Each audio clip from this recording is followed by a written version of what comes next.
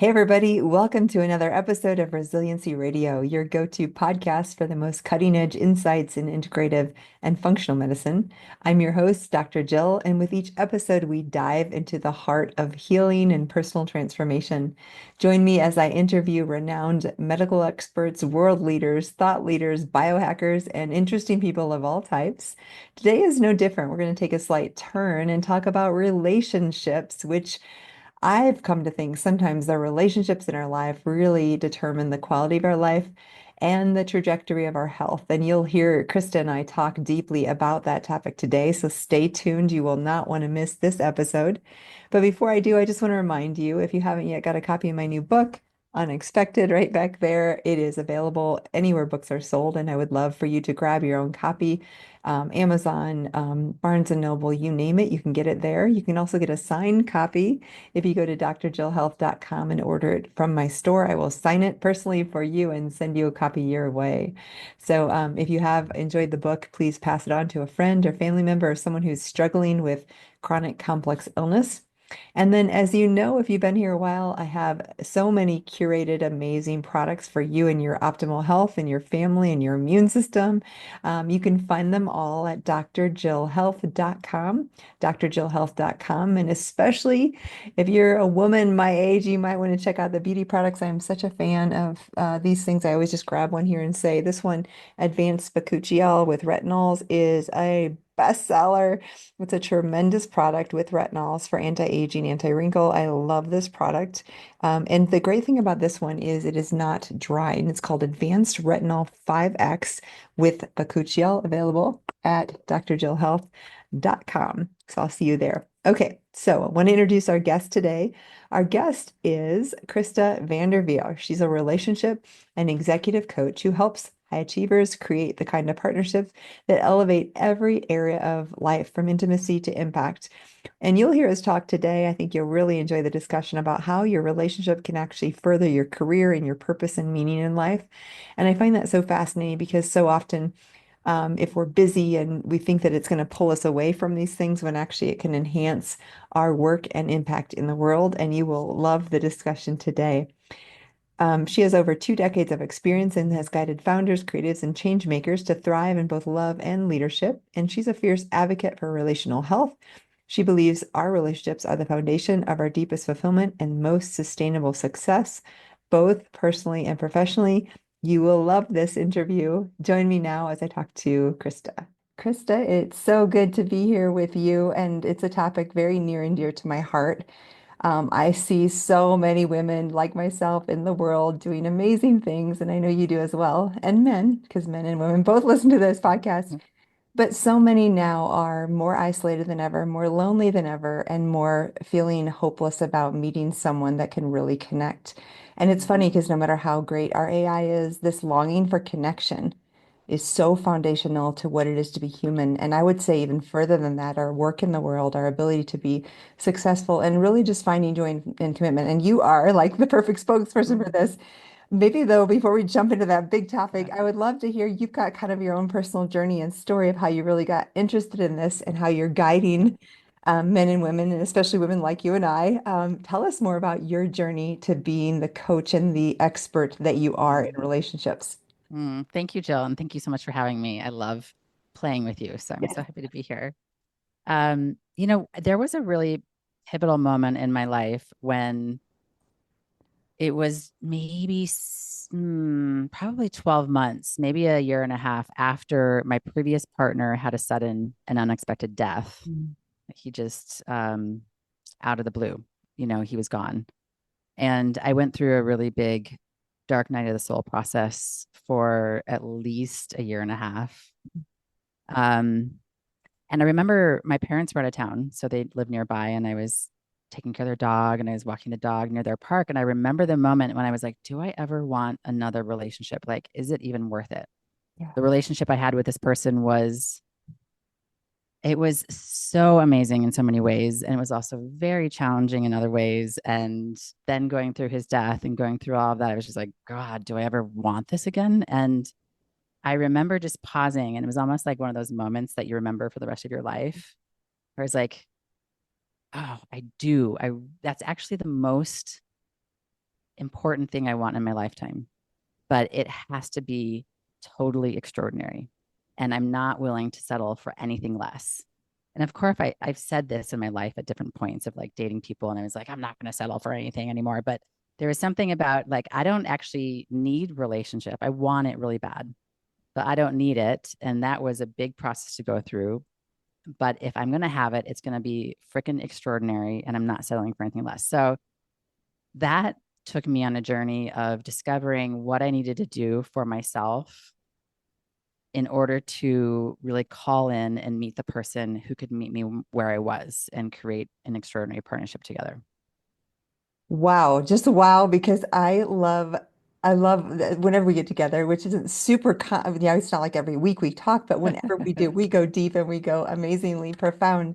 And I love that because I so can relate to like if it's not going to be extraordinary, why bother? But it's so what you hit on is so many people there is when you choose to be a parent or in a relationship or these intimate things that we do in life, there is difficulties and you're choosing that and you're choosing someday you're going to lose them in some way, shape, or form, or you might go Yeah. first. But like knowing that, and then you really had to ask the existential question of is it worth it? And the truth is for you and I and many, many women and men in the world, of course it's worth it, right? But what you're hitting Mhm. at is with great love and extraordinary relationships, there's great risk, right? Yes. And it's kind of like going in with your eyes wide open. And the other thing I heard you say that I think is so important and I want to dive into first is we have to really become the person we want, right? Like it's not about I'm going to draw on someone and just do my own little thing. It's Mhm. such a deliberate act of how do I become the very best partner and relationship that I want to manifest. Do you want to talk about that first? Because I think that's where we have to start. Yeah, totally. That's great. I would say it's a tricky phrase for me because in some points of my life, maybe in my 30s, maybe early 40s, even, I was like, if I need to become the person to call in the relationship I want to call in, that means that I need to have X dialed in. I need to have Z perfect. I need to have Y like already handled. And that almost got me stuck a little bit because I would start to show up in on dating or relationships as though I have everything together and I'm not actually revealing my vulnerabilities. And how that shifted for me in this circumstance was that I knew that in order to find the person who was where I did need to become stronger was really paying attention to the weaknesses that I have in partnership where I would lay down. Like I would compromise in an unhealthy way. I would people please. I wouldn't speak up. I would do the things that would perpetuate having a partnership that didn't feel satisfying. So those were the things I was like, okay, like if I'm going to find the person who's going to really meet me where I want to be met, I need to figure out, I need to commit to myself that I'm going to address these areas. So I come up with my own agreements. We're going to talk about agreements today, but my own agreements to myself about how I was going to be in relationship while I was dating with these men. Wow. Yeah, that's powerful. And I think you spoke to something that kind of innate in our evolutionary biology. Women connection is so primal to our need to feel safe.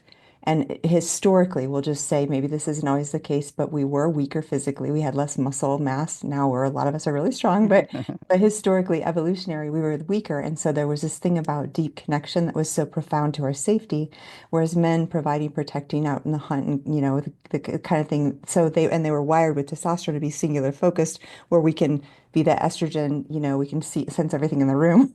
So because of that, I think there's this real important thing that you address there, and I want to go deeper in that our need for connection causes us to compromise saying truth or speaking up because we think maybe there'll be a fracture in this if I say my truth. And because, again, historically, most of us as women, connection is so primal, we often would compromise to stay connected, whereas most men wouldn't think twice. They just tell you how it is, right? Mm-hmm. Like we could learn. And again, I'm stereotyping a little, but I think it's worth it because evolutionary, there are these masculine, feminine energies that we're dealing with, whether we like it or not.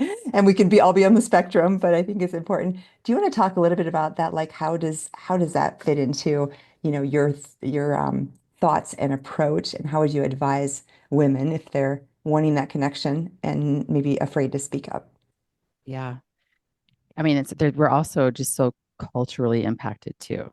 And, like how our family systems taught us to behave. I know, like for me, for example, I would always try to think really big and like share myself and share my expression in my family. And sometimes I was kind of like told, like, that feels a little bit too big. Like, don't think too big, and that would show up for me in relationship. And so, I mean, for me, I mean, how I would suggest that gets addressed is really getting deep into why one wants to be in a relationship in the first place.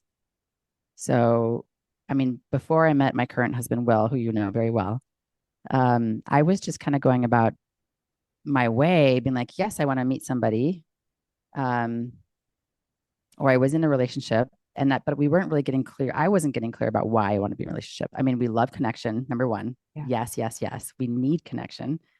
We love, um, I would say, feeling like we're a team. Like we love to feel like we have a person, that we're not alone. But what if we really challenged ourselves to consider that there's also something that could be calling us forward inside of a partnership? Like, why do I really want a relationship? I mean, I would even turn that back on you of like, why is relationship important to you as an evolving human being? And I think often we don't answer that question. You may have already answered it, but I think in general, when people are dating or out in the scenes or they're not satisfied in their current relationship, they're not really asking the question, what are we up to together? Or what do I want to be up to in a partnership? And for me, in that moment when I was walking on that sidewalk, I was like, okay, well, it's got to be extraordinary, but it also really needs, I really, really need and want a partnership that isn't just about our little old love oasis, who's going to do the laundry, who's going to do the, and like we love hanging out and maybe we're traveling. But I really wanted a partnership that felt like it was of greater service to others beyond our own little private love oasis. And I also wanted a partnership where together we could start to heal our wounds and we could get better and better and more evolved together. And now people might implicitly want this, but it's usually not explicitly conscious or stated early on inside of the partnership. Oh, those are so good. It's because I kind of want to address that those are listening out there and they're relating to us, but also maybe Yeah. other people thinking about the other ones. And I was just thinking as you ask, I'm like, okay, what is my, like you said, obviously connection. I think for me, it's transformation for sure. And that's Mm-hmm. where I've gotten through some really difficult relationships that weren't the best, but I can be so grateful because I'm like, well, it really made me grow. Like, but then there's also this like, do I always have to suffer to grow, right? Like maybe it Mm-hmm. doesn't have to be that way. And again, that's an old story, but I think that commitment to what I've seen is I some days want to be a monk on the hill in my own meditative practice and just my own little bubble of happiness and joy. But then I don't have the connection, right? And when I go down, from the mountaintop and do the connection, then it gets messy. And so it's like this for me, it's a constant thing of like if I have my own space and my own energy, I can be pretty happy pretty much all the time.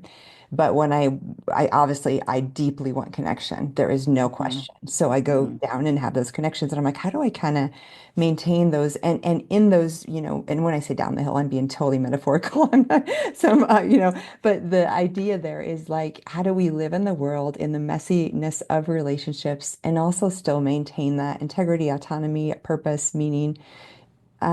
And maybe I'm throwing a lot out there, but do you want to just speak to some of that of like, for at least for me, that's been the hardest part is when I'm alone in Yeah. my little space, I'm Yeah. fine, Yeah. but I Yeah. don't want to be alone all the time. Yeah. Totally.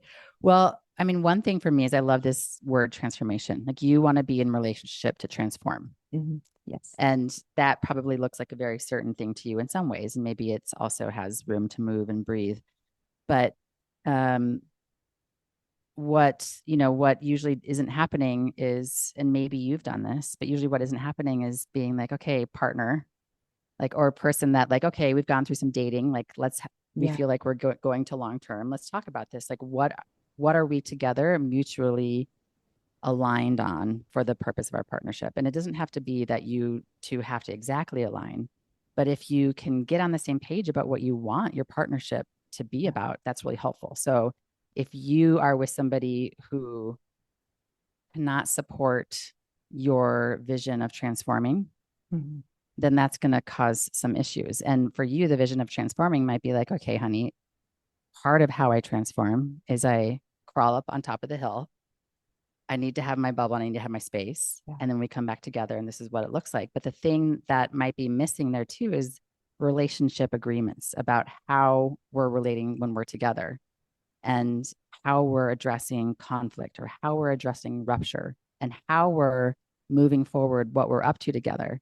And if we don't have, in my experience, Yeah. this isn't for everybody, but if we don't have really explicit agreements about how we're going to do relationship together, then I think the experience of a relationship can often be, oh, I love being by myself. Maybe we're even far apart for a while. Oh, I really miss him or her. We come back together, great for 10 minutes, and then we're getting into some clunky stuff. And then it's almost like, okay, I'm ready to go back up on the hill. Uh-huh. Like, I got to get out of here. But I would say that there's, a couple of things that are essential in a partnership, which is growth. We Mhm. need to be willing to grow and have a mindset of growth, but also really be on the same page about how Yeah. we're going to be with each other. Oh, that's so good. So for those listening, where do we start? Because I hear you saying we really have to have explicit agreements. And I think that's the thing. Like if you think about high school, college, and no one teaches this stuff, right? No Yeah, one teaches this totally. stuff, which is why Totally. there's so many broken relationships. So give us a primer 101 in a few minutes. And how do you start, like maybe conversation starters? And let's think about we have on one side, maybe someone just starting to date. They're in the honeymoon phase. Everything's pretty good. And they're like, I'm not sure how to bring it up. And Yeah. then we're talking to the woman who's been married for 25 years and like, Yeah. I've never brought it up. How do I start now? Where do we go with Totally. that? Yeah.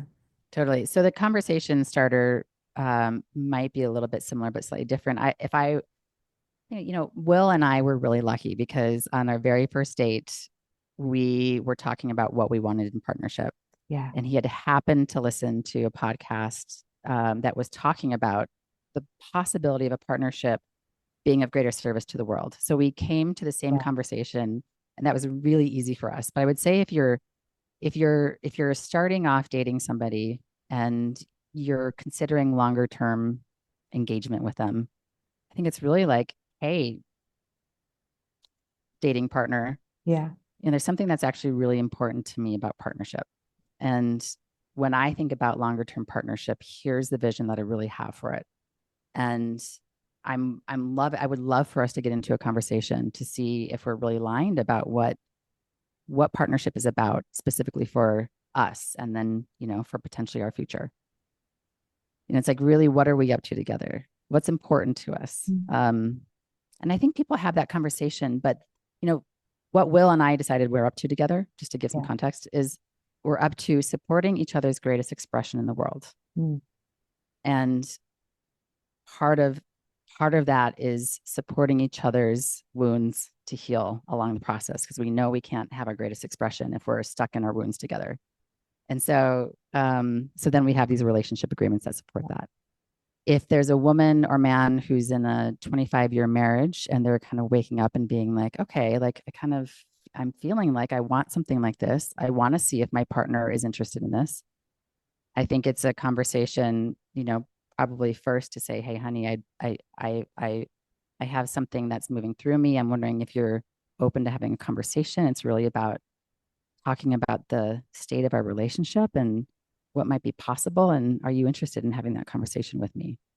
And then I think it's really getting clear first of what is, if we slow down enough and really check in, what is important to us in our hearts Mhm. inside of a relationship. And I think most people can easily contact that if they give themselves some space. Oh, I love that. And I love speaking to both groups because I'm sure there's people out there listening that are, or maybe people not even yet in a relationship that are just intrigued. Because I Yeah. don't think that the sad thing, I don't think what you're speaking of, first of all, I think it's brilliant and so important. I just think it's like that's why you're here because like this message needs to get out to the world.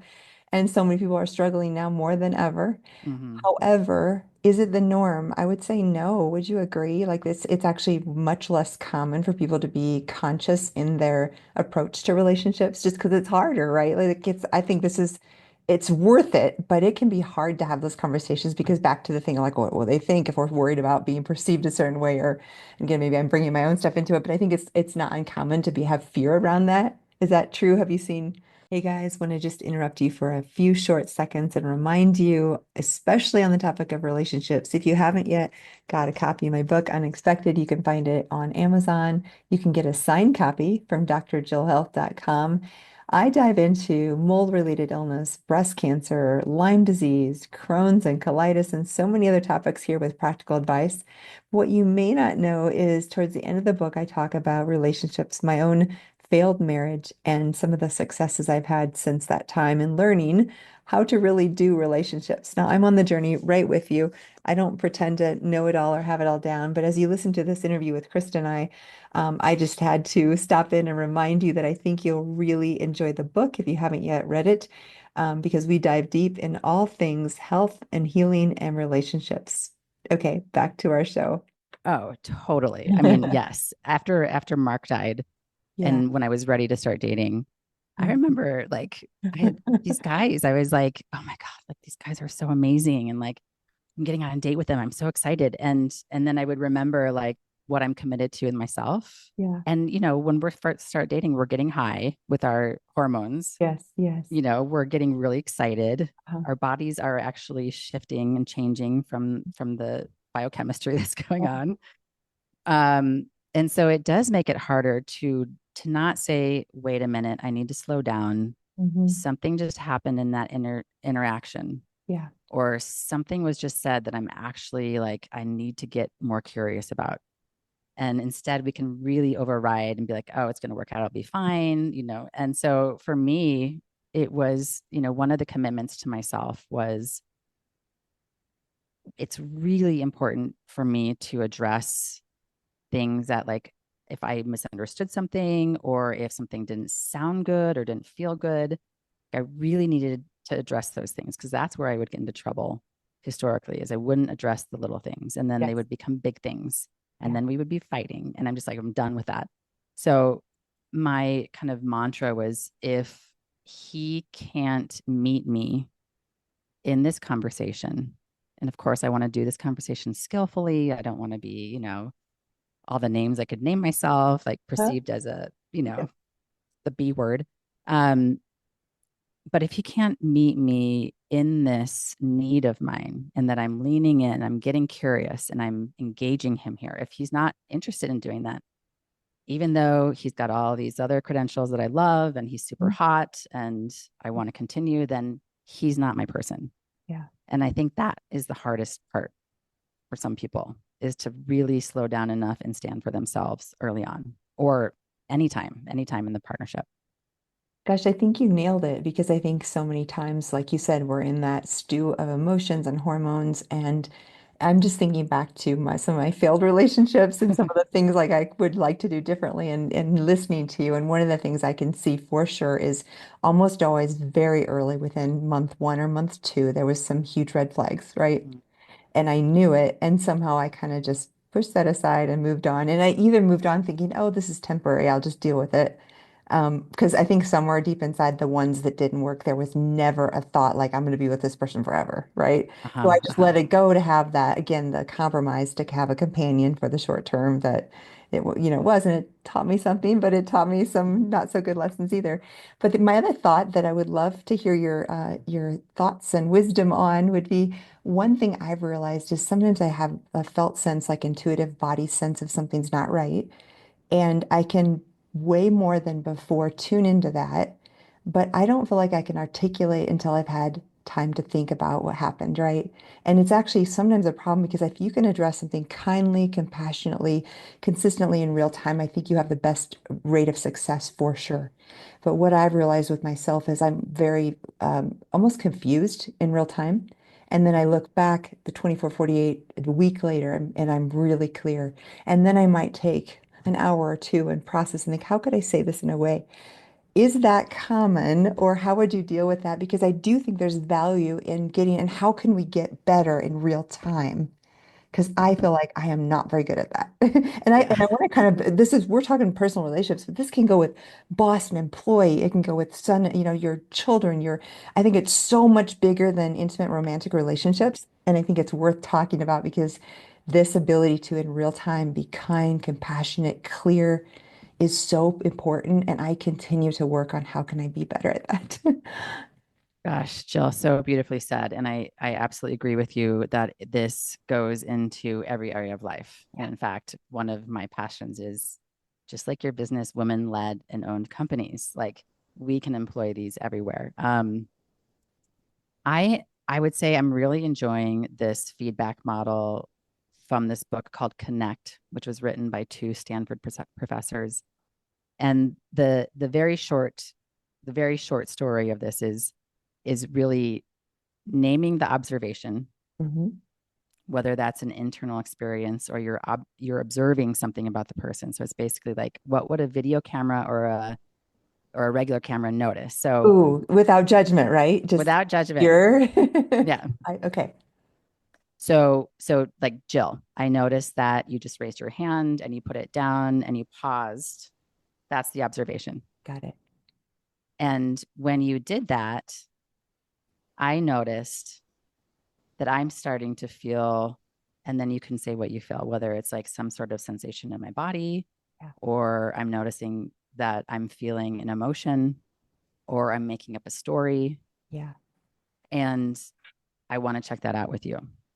So it's really what it's really about is uncoupling the feedback to be it's more a observation Yes. and the impact on me.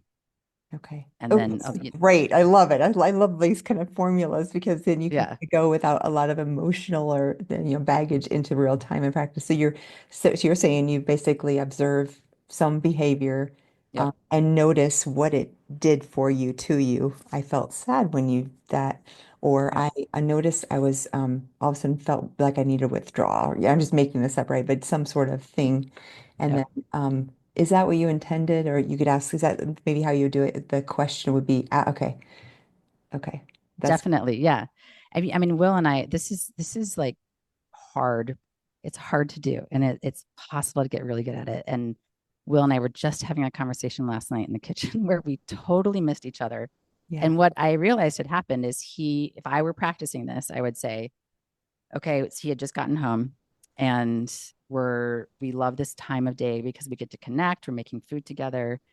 And I was starting to make food, and he was just kind of standing at the counter with his hands on the counter, and he was looking downwards and a little bit to the side, and he wasn't speaking.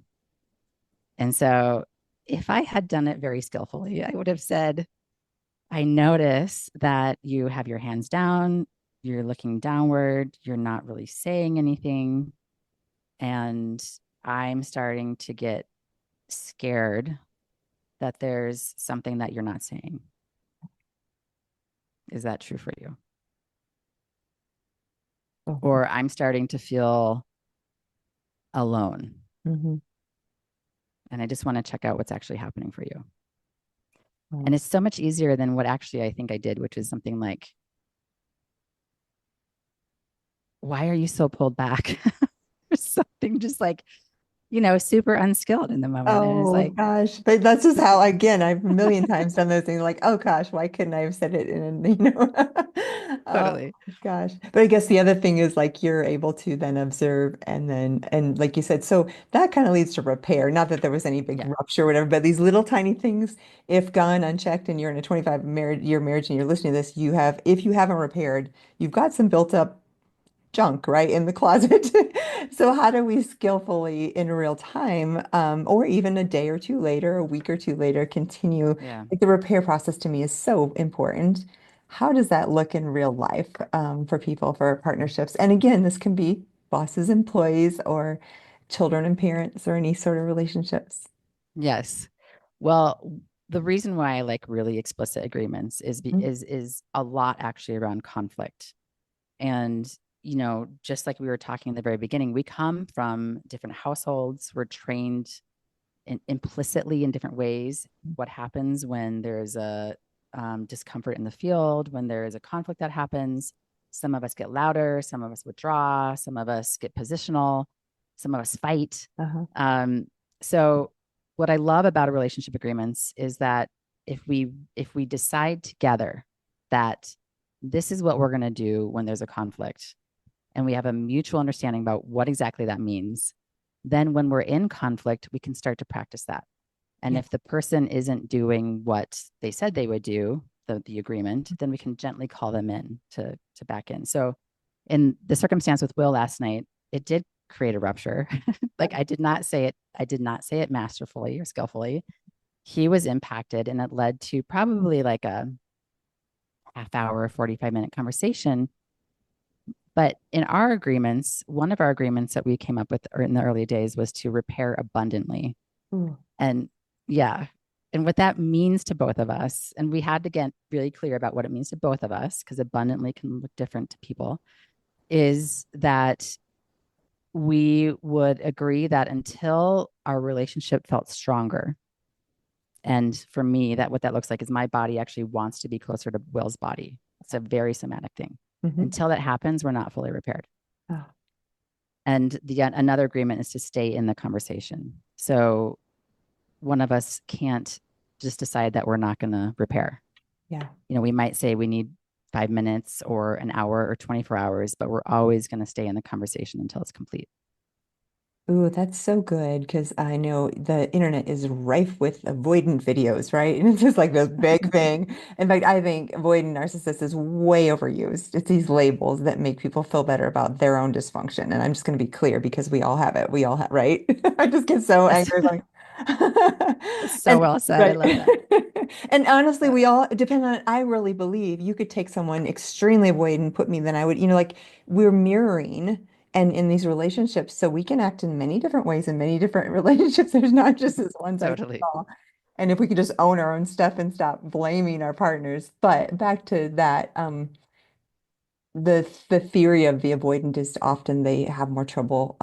Again, I won't go into that whole theory, but this would be something I think really important. And in my experience, having been in several situations, there is this like request to say, you can take as long as you need, but just tell me Mhm. how long that is and I'll be okay. That'll give me safety. Like if you need 8 hours, 24 hours, 2 weeks, I mean, 2 weeks is a long time, but I just need to know how long you need. Take time, go away, do your thing. And then as long as I know you're coming back and we'll finish this conversation. And it sounds like that's kind of the agreement you guys have, or that almost anyone could have this agreement. And it doesn't mean that you can't, because again, sometimes we get flooded. And sometimes they like for me, I'd be like, I just blank. If I get flooded, I go blank. I cannot speak, I cannot articulate, and I have to reset and go to my mountain and then come back. And then I'm really clear and like able to be kind and gracious and all that. So I know that about myself. Do you want to talk just a little bit about that for people listening about how they can negotiate if they do freeze or if they need time and how the safety can be between partners? Yeah. Well, I love you sharing so much, Jill, about your experiences too, because I love how you're articulating so much of this. And I'm going to put in a challenge here for people who tend to go to the mountain to get regulated Yeah. inside of a partnership. Now, first of all, there is nothing wrong with that at all. I totally endorse it. So even though I'm going to put a challenge in here for a different I'm standing for that too, because I need that sometimes. One thing that Will and I tried early on, and we continue to do it, is really about co-regulation. So when one of us, like when I hear you say you freeze, Yes. I'm like, I know that really well. And when I freeze, I can go to the mountain and I can breathe and I can try to feel myself again and I can slowly come back into my body, which is awesome and helpful, and I can get clarity. Something else that we've tried that I actually really love to invite people into is when some person, one or both of us, is clearly dysregulated or frozen or highly triggered. So can we say, okay, hold on, like time out. And then we point to the couch. And so what we do is we have usually the more dysregulated or triggered person, if we can identify them, lay down on the couch. And then the other one of us lays on top of their body. And we literally just breathe together. Yeah. And after about 5, maybe 10, maybe 20 breaths, if we're like super in it with each other, we can start to feel our bodies actually start to relax together. And there's something that's really cool about the co-regulatory aspect of that, because it's not, it's almost like we're doing this together. It's not like I'm going my way and then he's going down to the, man cave and he's like Mm. pounding something out and I'm going up and I'm meditating. It's like we're finding resonance in the field together, and it's pretty magical. It doesn't solve the problem. We still have to figure out the problem, but it gets us into another state that we can actually start speaking from a more adult Yes. self. Oh, I love this. You're being the weighted blanket to one another. Yeah, totally. I love this because I can picture in healthy relationship how he would put his hand on my chest and just press. And in that way, it's a very similar, like he would know. And I would immediately Mm, feel like safe in my body. And so whether it's lying on the couch, which I think is so great because there's such a, I mean, that's like the womb and this, the pressure. And we know from weighted blankets and all that, it makes so much sense. But it almost sounds like you could work with your partner to find an agreement of what regulates you.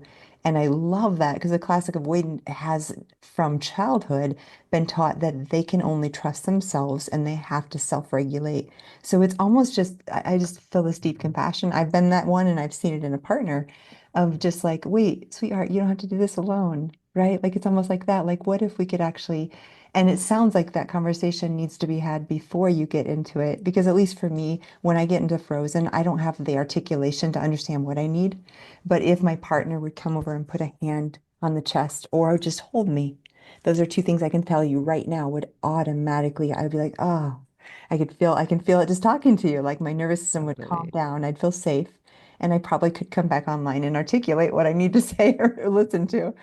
Ah, Yeah, absolutely. And I love that. And your comment about the avoidant and that they were taught that they have to deal with it themselves. mhm. So I think in our language, and I know you have so Yeah. many people who are so many healers on this, on this podcast, but like in our language, it would be that they they were taught something and they might have a personality that's more of an avoidant type of Mhm. style. But usually, I don't know, maybe people would agree with this, maybe they wouldn't, but there's a wound there Yes. that if we together in partnership decided that rather than making each other wrong for these tendencies, rather than being like, oh, just buck up and show up, that it's not, you're not here alone. Like we've Right. talked about this a million times, but Yeah. and I'll just speak for myself, when some of my little girl parts come Yes. online and I get scared or I get, gosh, into shame or something's really coming up for me, part of our agreement in our relationship is that Will is not in a codependent way, but Will is responsible for that little part of me as much as I'm responsible for that part of me. And what that does is that it allows her to come to the table and like have an interaction with both of us.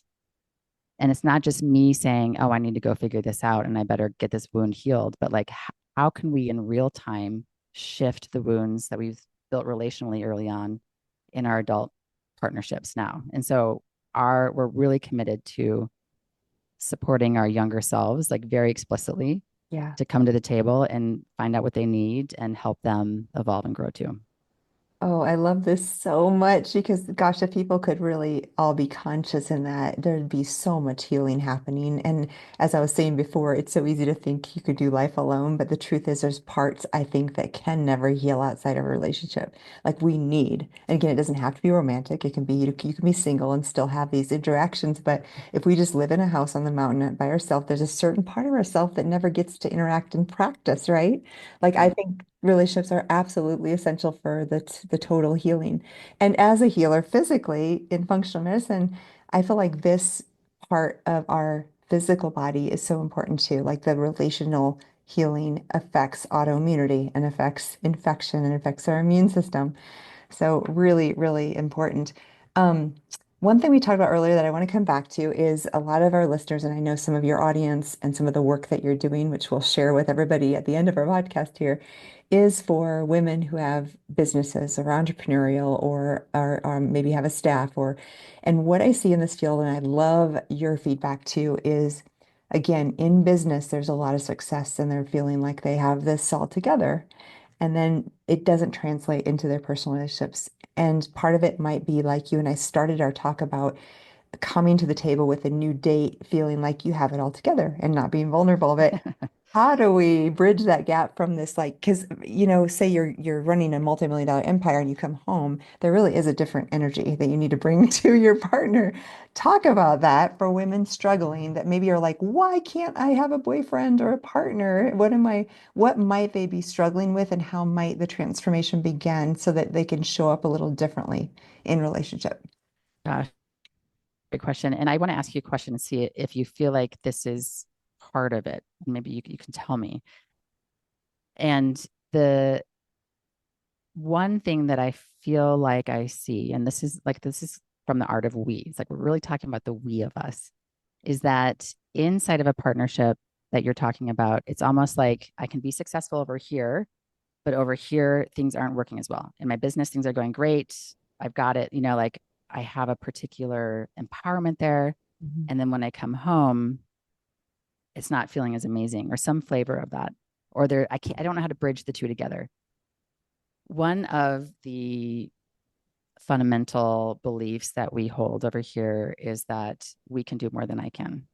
Mm, And and for really embracing that belief, then we're seeing our partner as on the way to even more success mm, rather than in the way of our success. yeah. And it's a little bit hard to talk about for those people who haven't had it before. It's kind of like pointing to a possibility that, you know, is like, I don't even understand that possibility. But Right. what if you had a partnership that supported even more success in your business because it helped all the things that we're talking about, help super secure. Yeah. We're harnessing the collective intelligence of our partnership. We're standing for each other's greatest success, which means we're supporting each other, but we're also challenging each other.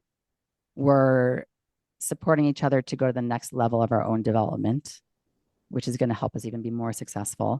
So I don't know if any flavors of this, Jill, are kind of like hitting the mark of what you're talking about, but I would love to hear what happens for you when I say those things and share that possibility. Yes, no, I think this is really hitting at the heart because if I think back to, again, I continue to work through this, but there's a little girl part of me that thought I had to figure it out on my own, right? And I think I made an agreement with myself at maybe 5, like, no one's going to protect me. I've got to take care of myself. I've got to protect myself. So I've Mm, got to be my own protector provider. And it doesn't leave a lot for a partner if you're like, nope, got it. I'm fine. Don't need you. Right? It doesn't, and totally. especially if you want to call in a very masculine man, which I do.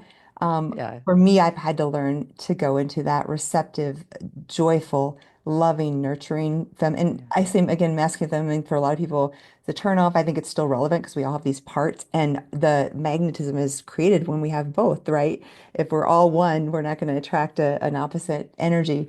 So for me personally, it's been really getting into the joyful, playful, nurturing part that doesn't hold it all together, that actually says, you Hmm. know what, can you help me? I can't do this mechanical thing at all. I need your, it's like, Hmm. or whatever. But that's just a little silly example. But that energy of letting down my guard.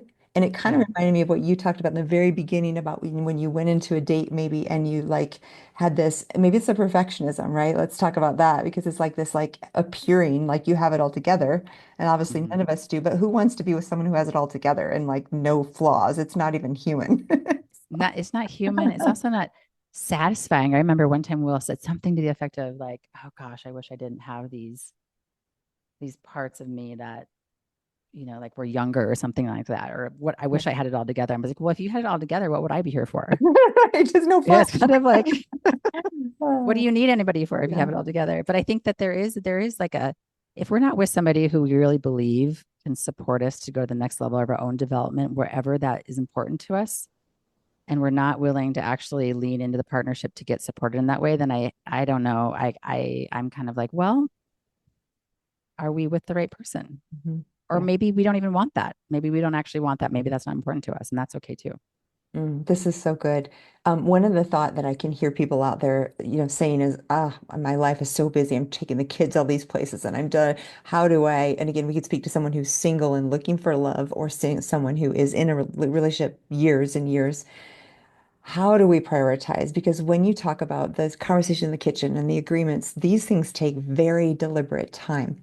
Mhm. And I am all for it. I 100% agree with you. But to the person listening out there who's like, I'm already overwhelmed and it's easier just to ignore it, what would you say? Mm, gosh. Ugh. I mean, such a good question. Part of me just wants to be like, friend, Right. it is easy to ignore it. And I want you to take a look at the cost of it.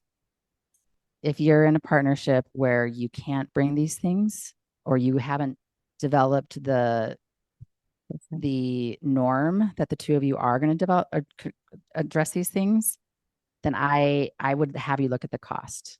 What's the cost in your connection? What's the cost in what you're having in your life? What's the cost in how you feel loved and secure and safe? What's the cost in you going into your habitual patterns of individuality or perfectionism or I can your sweet little 5-year old self of I can do this all by myself. I don't need to rely on anybody. Just take a look at the cost and maybe see if it's worth it. Oh, And and I would say if you just need a starting place, then the starting place would be, I think, coming back to the beginning of the conversation to be like, if this isn't worth it, bringing up these little things, yeah. then what is worth it? Like, what's worth doing for you in your life around partnership? And get really honest with yourself about that. And maybe you can find a couple crumbs to help you lead to the next step of where you do want to be in partnership, if that makes sense. It makes perfect sense, and I love it because I, like you, want extraordinary. I don't want to settle for anything less. And I think that we can encourage women that maybe they've thought that they had to settle, or maybe they thought that they didn't have it in them. But I think every single person listening has that ability to start. You've given us some really practical tips, but if we left with one small crumb or suggestion Yeah. for that person who's like, okay, where do I start? What's the Yeah. suggestion of what's the next step, the next best thing? Well, first I want to say really this kind of extraordinary relationship, it's hard work and it's highly rewarding, Yes. like anything. So it's not for everybody. And for the first step, I would say,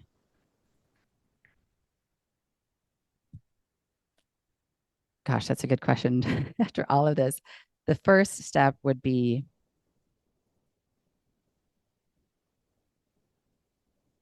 I think, coming back to just getting really clear about what you do want in partnership. Yeah.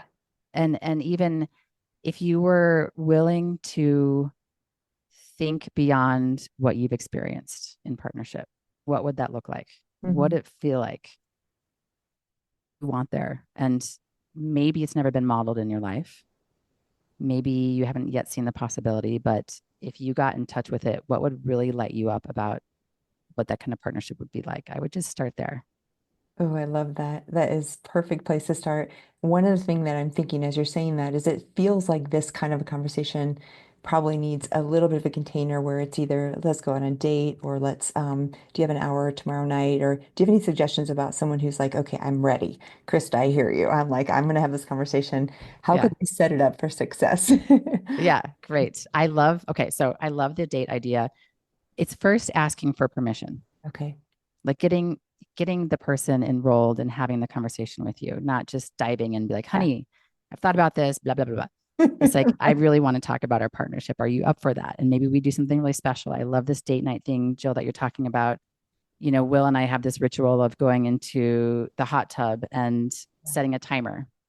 And we each get to just share what's on our hearts within that timer. But like, go do something that feels good to you. Maybe get out of the house so it's not your original routines. Set a timer or have a container, like you're saying.